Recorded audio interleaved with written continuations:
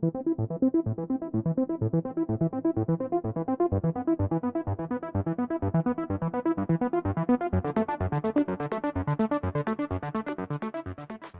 everyone, welcome back to the studio.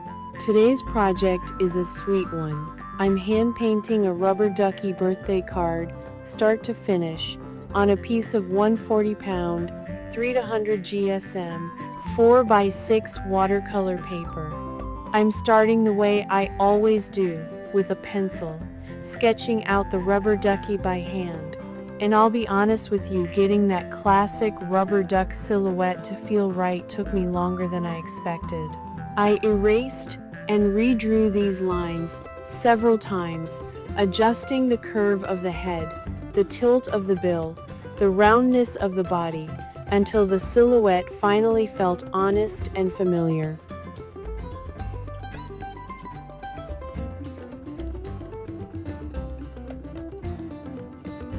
Once I'm happy with the outline, I move into color, starting with a bright, cheerful yellow across the duck's body. This is the color that's going to carry the whole piece, so I want it bold, warm, and confident from the very first layer. There's no room for a timid, pale yellow.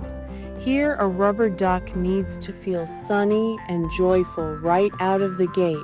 The kind of yellow that reminds you instantly of bath time and squeaky toys.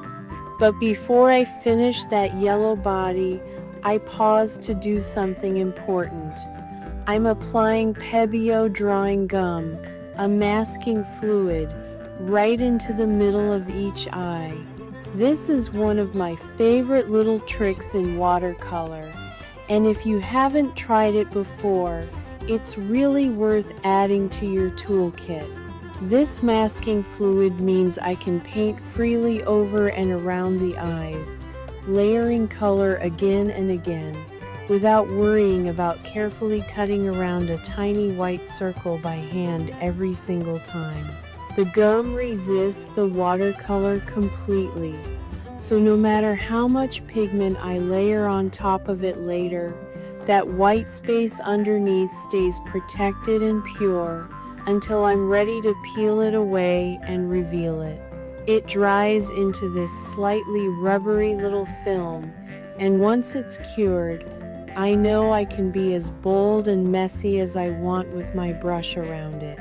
It's a small step, just a minute or two of prep, but it saves so much stress later in the painting. And it means I don't have to paint timidly around those eyes for the rest of the piece. With the eyes safely masked off, I go back and lay in an orange color for the bill, giving it that classic warm contrast against the yellow body. That combination of sunny yellow and punchy orange is really what sells the rubber duck look. Immediately your brain recognizes it before you've even consciously registered what you're looking at, and I think that instant recognition is part of what makes this such a fun, nostalgic subject to paint.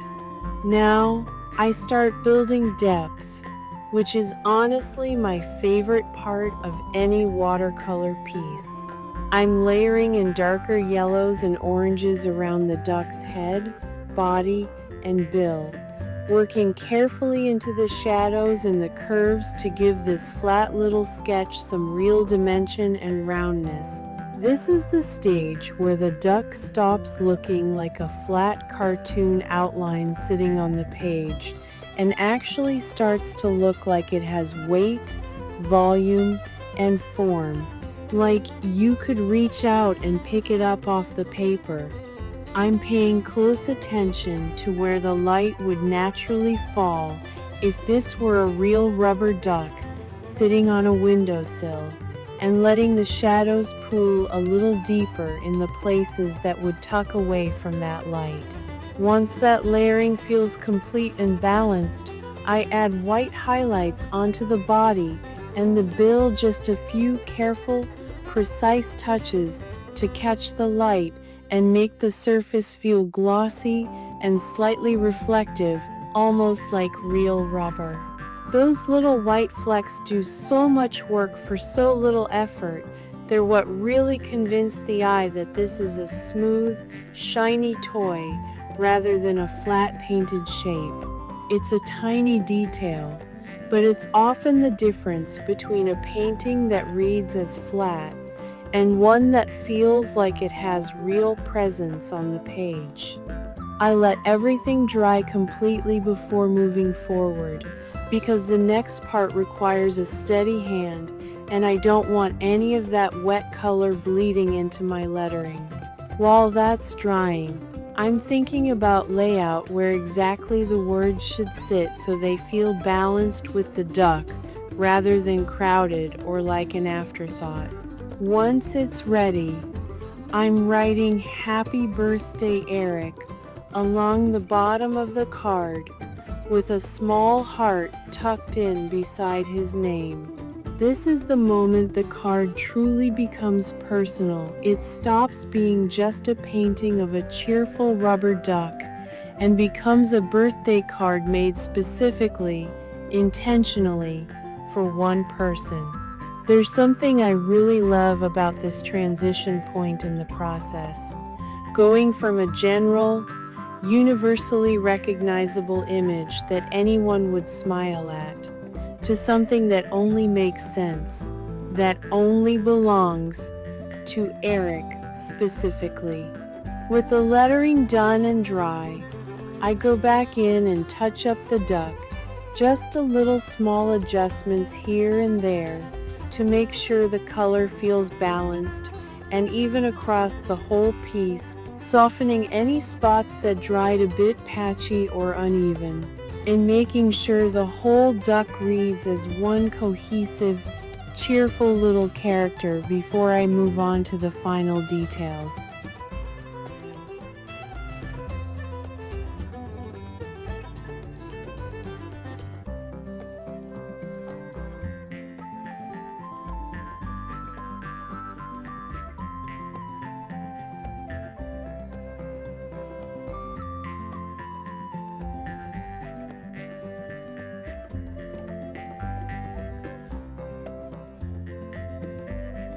Then I paint the eyes black and let that dry fully before touching them again. There's something quietly satisfying about watching a character come alive the moment the eyes go in suddenly, out of nowhere.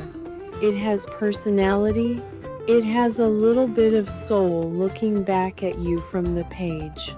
Once that black is fully dry, I gently remove the drawing gum I applied all the way back at the beginning, rubbing it away carefully so I don't tear the paper underneath. And there it is, that crisp, clean white peeking through right in the center of each eye, exactly where I protected it from the very start. It's one of my favorite reveals in all of watercolor painting, because it's the payoff for a decision I made long before the rest of the piece even existed.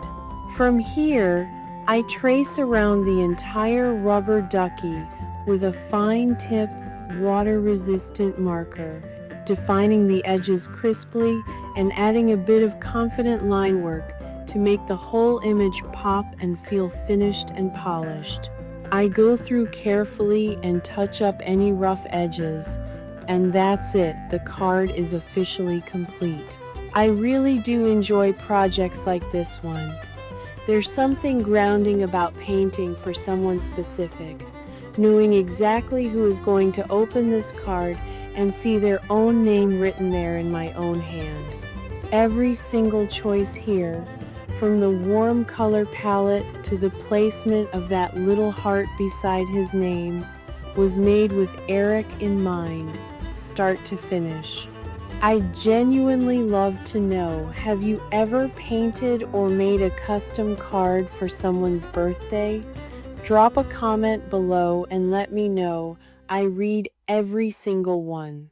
If you enjoyed following along on this one, please give this video a like and subscribe for more studio sessions and honest process videos here at Cosmic Spark Designs. Thanks so much for spending this time with me today, and I'll see you in the next one.